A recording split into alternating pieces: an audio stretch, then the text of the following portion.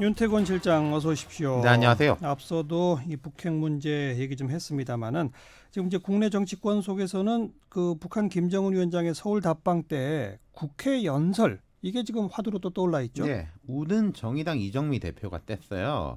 1일에 비교섭 단체 대표 연설을 통해서 북한 최고 지도자가 사상 최초로 대한민국 국회에서 연설하게 된다면 이는 그 무엇보다 강력한 비핵화 선언이자 한반도 평화의 중대한 걸음이 될 것이다. 이렇게 제안을 했고 예.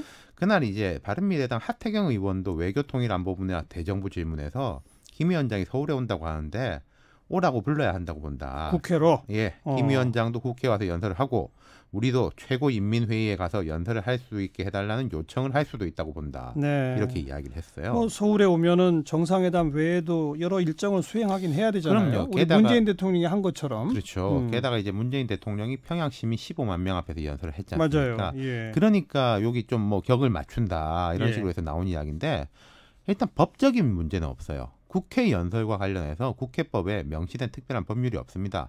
뭐 시정연설, 교섭단체 대표연설 정도가 규정돼 있는데 이것도 누구가 할 수 있다 이런 거지 누가 하면 안 된다라는 규정이 아니거든요. 네.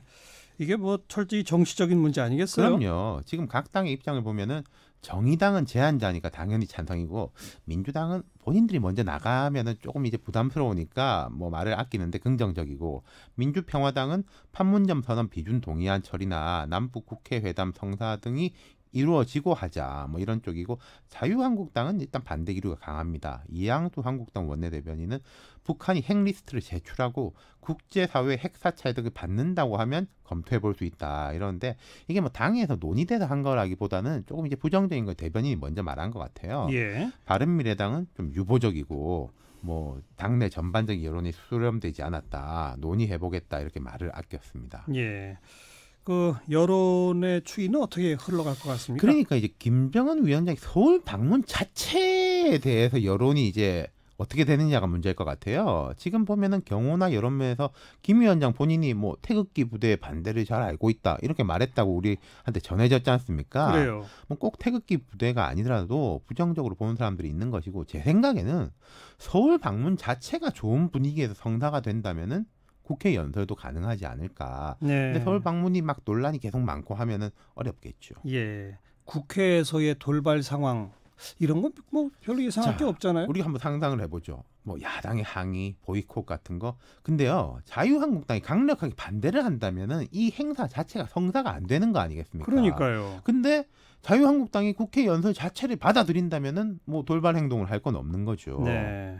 만약에 국회 연설을 하게 된다면 김 위원장은 무슨 말을 하게 될까요? 자, 뭐 여기서 이상한 이야기 하면 어떡하냐 걱정하는 사람도 있을 텐데 이건 우리 부담이 아니라 북측이 훨씬 더 부담일 겁니다. 무슨 말씀이냐면요. 문 대통령의 능라도 경기장 연설 있지 않습니까? 예. 이것에 대해서 좀 비판적으로 보는 보수적 여론도 있잖아요. 그렇죠. 뭐 북한을 너무 축혀 세웠다 이런 주장들.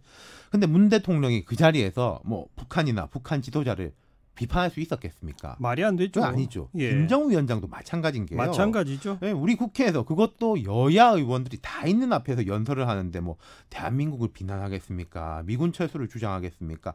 핵무기를 뭐 가져야 된다 이러겠습니까? 그런 이야기 못 하는 거죠. 네. 연설을 하게 되면은 당연하게 뭐 민족 평화, 화합, 경제 발전 이런 이야기 하는 거 아니겠습니까? 예. 만에 하나 문제적 발언을 한다면요. 북한에 대한 우리 국민들 감정이 싸늘하게 식고 남북 화해나 경제 협력에 대해서 반대하는 분위기가 순식간에 형성되는데 그렇게 해가지고 얻는 게 뭐가 있겠습니까? 그렇죠. 예. 그러니까 무슨 말 할지 얼마나 신경 쓰이고 부담되는 건 김 위원장 쪽인 거죠. 네.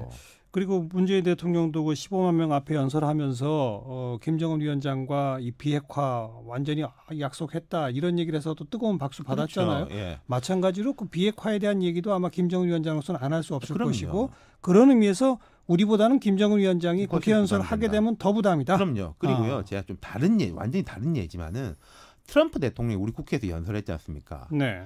그때 막 이상한 이야기 하는 거 아니냐 걱정 혹은 기대하는 사람들도 있었는데 아주 멀쩡하게 보수와 진보를 다 아우르는 이야기를 하면서 우리나라 매우 축혀 세우고 예. 그래가지고 박수 많이 받았지 않습니까? 그렇죠. 그러면서 이제 트럼프 달리 봤다 이런 사람들이 많은데 예. 국회 연설이라는 기회를 주면은 누구든지 그럴 수밖에 없는 거예요. 그렇죠. 네. 그러니까 저는 오히려 전략적으로 김정은 위원장이 국회 연설을 좀 할게 권유해야죠. 권유를 하는 게 맞다. 부담을 가지더라도 맞아요, 한번 맞아요. 하십시오. 이런 게 맞다고 본다는 거죠. 그게 또 비핵화에도 도움이 될 그럼요. 거고. 예. 네, 수고하셨습니다. 감사합니다. 윤태권 실장이었어요.